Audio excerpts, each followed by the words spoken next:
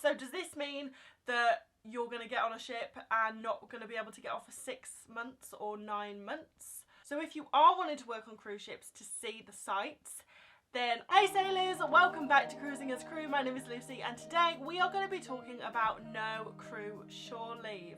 But before we start, please press like and subscribe for more cruise ship content, and if you have any video suggestions or questions you can leave them in the comments down below or get in touch with me over on Instagram at Cruising as Crew and I will be sure to get back to you. But as for now, let's get into this video.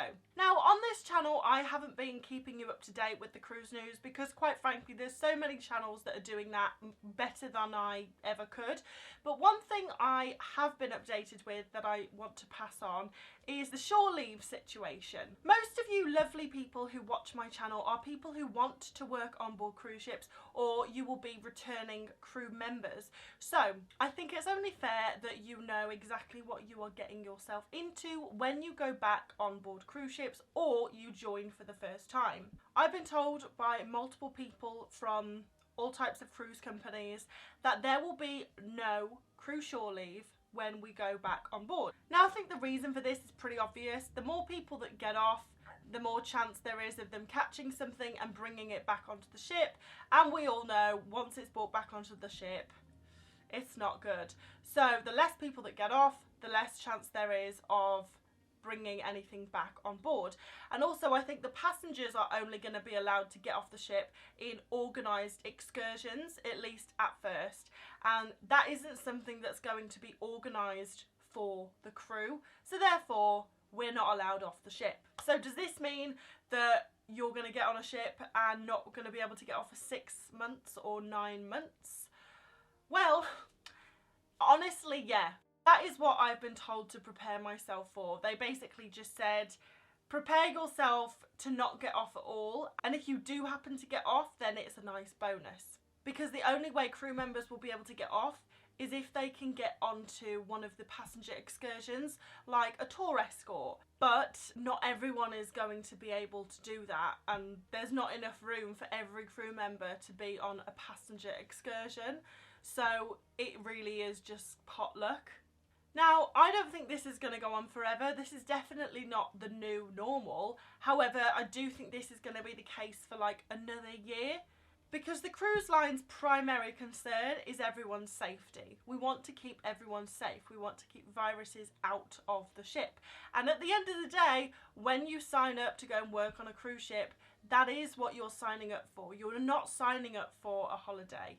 The travel is a bonus. So if you are wanting to work on cruise ships to see the sights, then I would probably wait a little bit, like another year, before you apply. Because if you go back within the next 6 months, then you're not going to be getting off at all. So this means that we are going to be spending a hell of a lot more time on board.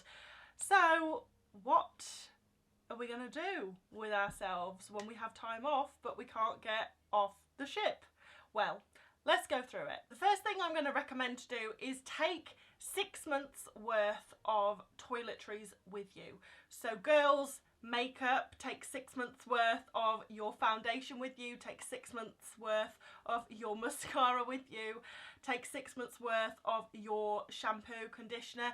This is if you're particular. If you don't care what you use, then it doesn't matter. But for me, like, I use a certain foundation, I use a certain shampoo. So I want to take that with me because I'm not going to be able to get off the ship to restock. So a lot of my luggage is going to be taken up with these products. Guys, deodorant, razors, hair gel. If you use anything specific, you're going to want to take a contract's worth of that with you. Now you can order things to the ship, but it takes a really long time to come. So you need to order that hair gel about 3 months in advance before you want it. So you are going to need to take some like backup, because although the shops on board are going to stock your essentials, they're not going to stock the foundation that you use. They're not going to stock the particular deodorant that you use. So that is something that I would definitely say. Make sure you take a contract's worth of toiletries that you want to use. Instead of spending your time exploring the ports, you are going to be spending it on board. So what are you going to do?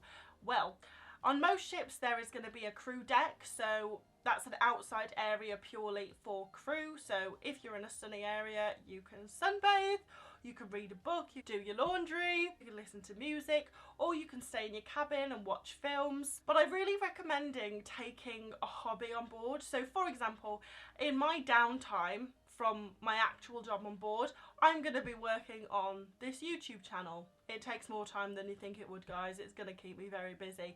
But for you guys, maybe you've got a YouTube channel, maybe, I don't know, you have a website, or maybe you wanted to learn a new skill.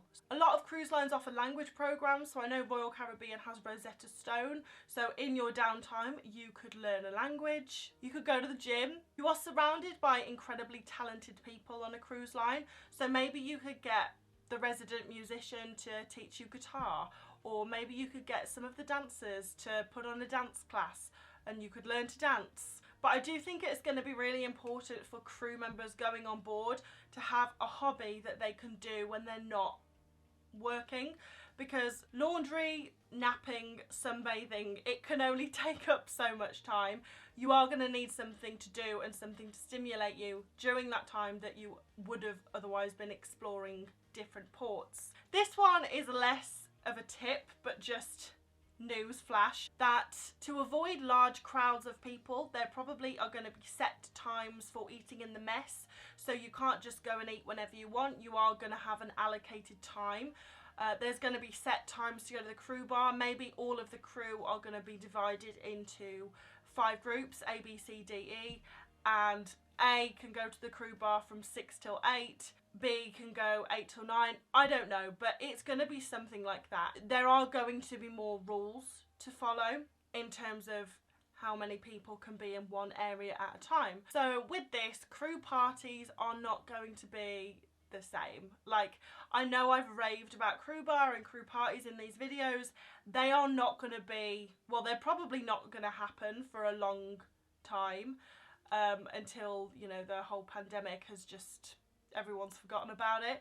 So if you are wanting to go on cruise ships, just be aware that the crew parties are not going to be as great as they used to be, if they're going to happen at all. So for like the chefs and the housekeeping team and the bar staff and the waiters and the senior officers on board, it really isn't going to be that different, because they work so many hours that they very rarely get the opportunity to get off and explore the ports. So really, they're not going to feel a huge difference. The only difference they're going to feel is with like the set meal times and all of that. But as for getting off and exploring the ports, they don't really get the opportunity to do that anyway. But for people like us, you know, casino, spa staff, shop staff, art department, photography department, entertainment staff, dancers, all of that, we are going to notice a huge difference, because we usually do get quite a bit of time off to get off and explore. This is something that you need to think about if you want to work on cruise ships. You are going to have a very different experience joining now than you would if you joined 3 years ago. But I'm still going to work on cruise ships, even though I know that I won't be able to get off and the crew parties aren't going to be as good, because I'm still going to have that incredible experience of meeting loads of people, having an amazing job, meeting amazing passengers, and also just getting to experience another side of the travel industry. Like, no one's ever had to do this. No one's ever had to basically build back up the cruise industry. So it's going to be really interesting to go back on board after this pandemic. But it is going to be a very, very big change. But I do think it is a very good idea to go on board with a hobby. You know, something that you are going to achieve while you are on board.